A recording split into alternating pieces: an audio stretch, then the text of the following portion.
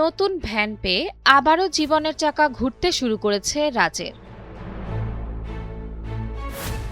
মাত্র ১৪ বছর বয়সে পরিবারের দায়িত্ব কাঁধে কুষ্টিয়ার মিরপুর উপজেলার ধুবাইল ইউনিয়নের কালিকাপুর গ্রামের এই কিশোরের বাবা বাহাদুর মিয়া দীর্ঘদিন ধরে হৃদরোগে আক্রান্ত।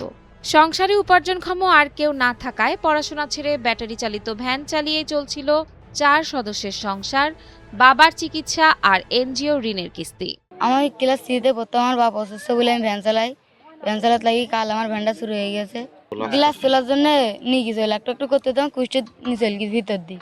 প্রতি সপ্তাহে সর্বোচ্চবার বিকাশ পেমেন্টে 50 জন হবেন পেমেন্ট চ্যাম্পিয়ন। জিতে নিন টিভি সহ আকর্ষণীয় সব প্রাইজ। যাই ভ্যানে তালা মারাইছে, তালা মারা অন্য জায়গায় নিয়ে গিয়েছে। অন্য জায়গায় নিয়ে যাই বলি তালা পান কিনে আনো, পান কিনে আসি দেখছি ও নাই, আসি ভ্যানে কাছে এসে দেখছি ভ্যানও নাই। তারপর কান্না করতে করতে সব লোক জুটি গেল, আব্বুর কাছে ফোন দিল, দিয়ে আব্বু গেল, দিয়ে থানায় ডিউটি করলো।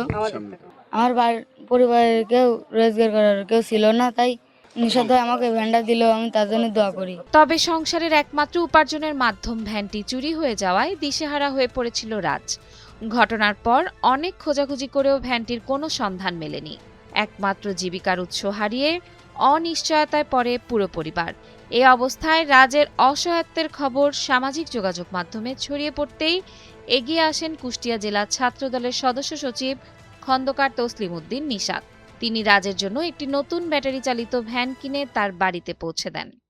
ওই বাচ্চা ছেলেকে আমি বাবার হার্টের সমস্যা, কাজ করতে পারে না, ওই বাচ্চা ছেলেকে আমি রাস্তায় ভ্যান দিয়েছি, কিস্তি মিস্তি তুললি ভ্যানটা কিনে দিয়েছি।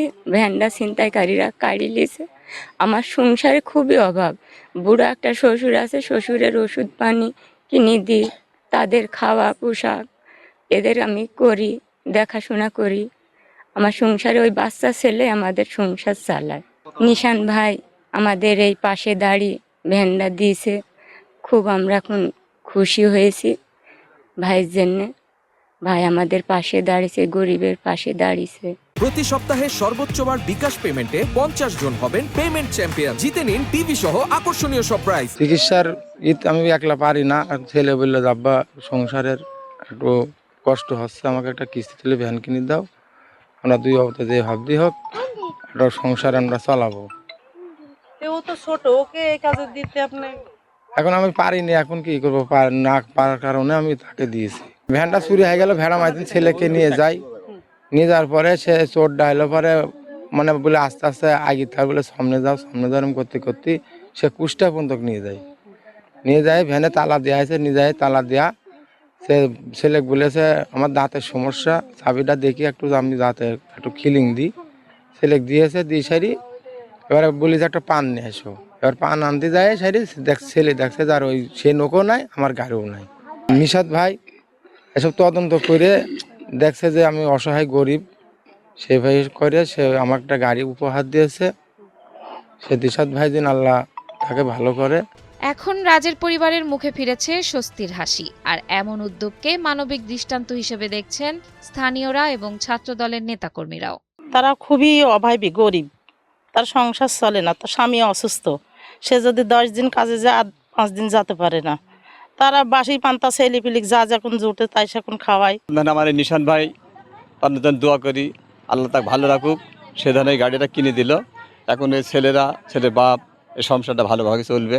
রাজু ছেলেটা তাকে একটা চক্র কুষ্টিয়াতে ভাড়া মারার উদ্দেশ্যে নিয়ে যেয়ে তার এই ভ্যানটি ছিনতাই করে নেয়। এটা সামাজিক যোগাযোগ মাধ্যমে ভাইরাল হলে আমাদের কুষ্টিয়া জেলা ছাত্র দলের বিপ্লবী সদস্য সচিব খন্দকার তসলিম উদ্দিন নিশাত ভাইয়ের নজরে আসে বিষয়টি, এবং তিনি তাৎক্ষণিকভাবে আমাদের মিরপুর উপজেলা ছাত্রদল এবং আমাদের ইউনিয়ন ছাত্রদলকে দিক নির্দেশনা দেন তার বাড়িতে তার পরিবারের খোঁজ খবর নিতে।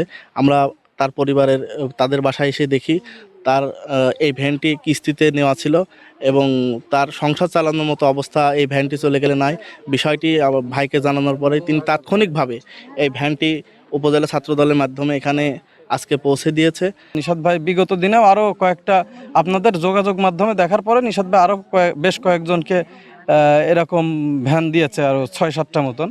এটা আজকে আরেকটা দেওয়া হলো। পাশাপাশি তিনি যারা দরিদ্র পরিবার আছে তার কাছে আসলে সে মাস ভিত্তিক মানে এক একটা পরিবারে প্রতি মাসে তার যা খাদ্য সামগ্রী লাগে সবগুলা সে বহন করে। এরকম প্রায় 40-50টা পরিবার সে প্রতি মাসে দেখে।